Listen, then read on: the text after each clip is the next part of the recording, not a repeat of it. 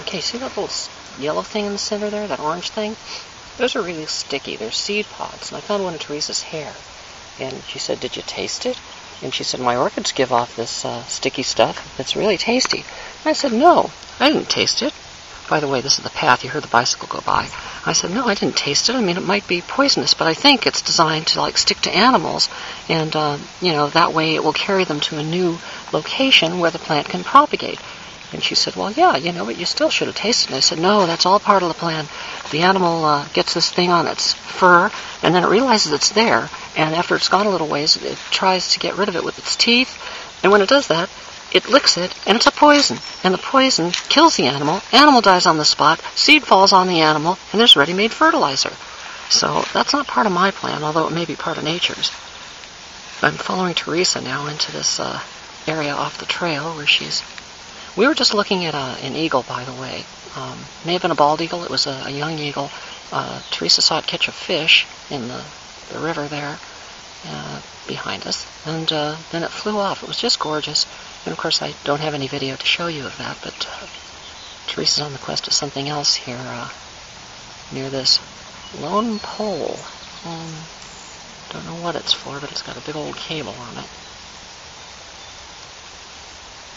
Okay, here's this portion of the trail, and this is what we found along the side of it. Very interesting old jalopy, junked out here on the side of the trail. Must have gone over the edge of the road at one point when this wasn't a trail but a road. Certainly goes back a ways. In fact, what's intriguing about the thing... Axle, oh boy, this must have been a hell of a wreck, actually, when it happened. But let's see if we can get down here. There's a little pathway here that allows you to walk down. It's kind of steep with one hand tied up, but yeah. Well, that's the door. Here's the hood of the thing. Don't see a hood ornament or anything on it. Windshield. There's the interior. Really kind of rotting away there.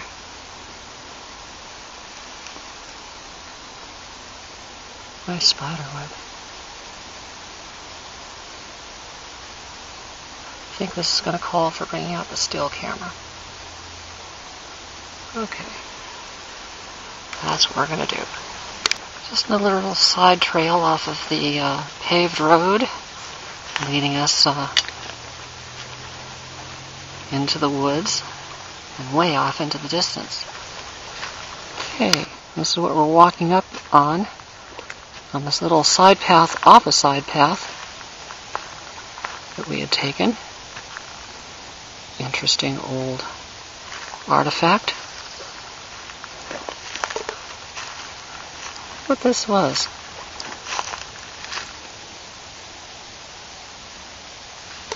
Let's see. It goes around here. There's the door. Piece of old grill work.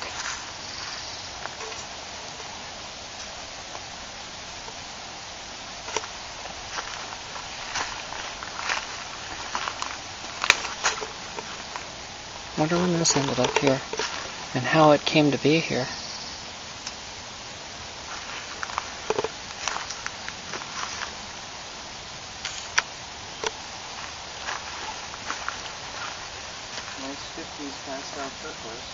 Yeah, like the other one, somebody's managed to make off with all the insignia.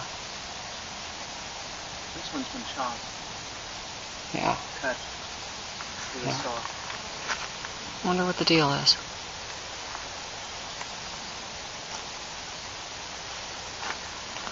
Well, back onto our little side path off the side path. Never know what you're going to find in Minto Brown Park.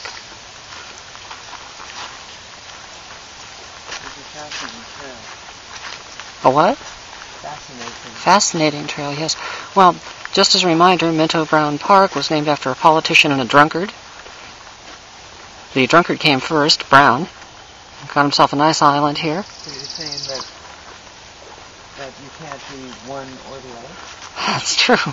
You can be either a politician or a drunkard. You cannot be a drunkard and a politician. And after Brown got his island, then Minto moved in a few years later on another island adjacent to it. And then there was a great flood, the largest flood they've ever had around here, and since people have been settling, and it actually joined the two islands. The waterway between the two of them vanished, and they hated each other's guts, so you can imagine they were thrilled by now sharing one piece of land which was in fact no longer an island at all. I am glad that you did preface that by saying that people are civil, because I do believe that The Missoula, Club yeah, is probably a tad bit bigger than I think. the one in 1868. Right. However, the more recent one is the largest since people have been settling. We're talking post-Ice Age. Yes, but the one in question is post-Civil War. That's true. Minto Brown Park is really huge. We just had an enormous walk. It's taken us a couple, 2.5 hours maybe. And it's led us back to this spot along this path over here where Teresa is standing. We'd come here once before on our bikes from the direction we're now headed back towards. And that's a huge distance. And we just circumnavigated the other side of the park and finally connected up with where we'd gone the last time we were here. One of the things we noticed was that this tree up here has a couple of fishing lures hanging in it. And apparently people who are fishing from this little deck here end up snacking their lines in this tree. You've got 1, 2, 3, 4, There's more up here. in that tree right there that I can count right away. Yeah. Lots more up there. It's a beautiful spot though, very quiet, very pastoral. Nice view up the creek. Oh, this is one of those flooded Little estuary here. Yeah. Some geese out there, though you can't see them from here. Anyway, it's quite a lovely place.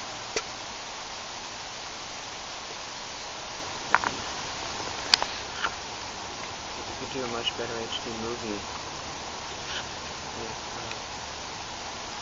You could mount a tripod to the front of the canoe.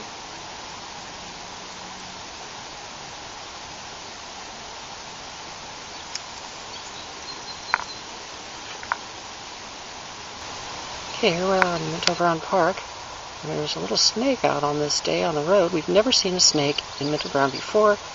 We've been in Salem a year and a half, and we've never seen a snake in Salem. Now, this is the trail, and we know bikes are going to come, so I'm going to come around the back side of the snake and encourage him to move so that a bike won't come along and squish him. Okay. Also, along the trail, we've just helped out, there he goes. Okay, we just helped out a doggy by giving him the last of our water.